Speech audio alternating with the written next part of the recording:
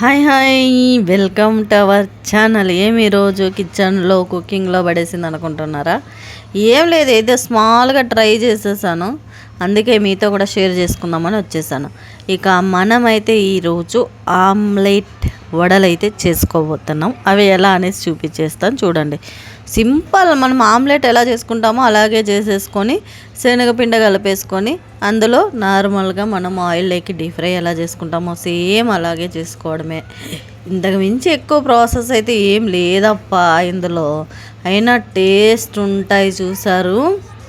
అద్దుర్స్, నిజంగా ట్రై చేయండి ఆమ్లెట్ వడలు. ఇది ఐడియా మా బిడ్డది. ఎంత బాగా ఐడియా ఇచ్చిందంటే నాకైతే షాక్ అయిపోయినాను.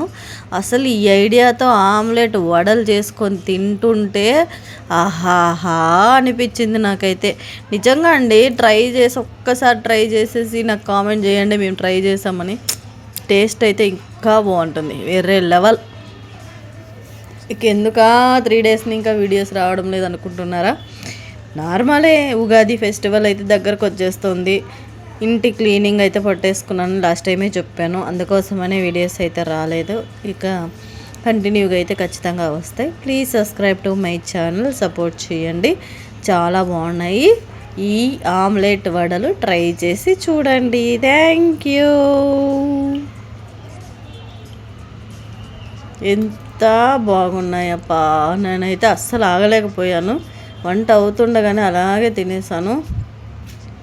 టేస్ట్ అయితే సూపర్ అంటే సూపర్. అదేమో అంటారు కదా, మస్తు జబర్దస్త్ అంటారే, అలా ఉంది టేస్ట్. ట్రై చేయండి.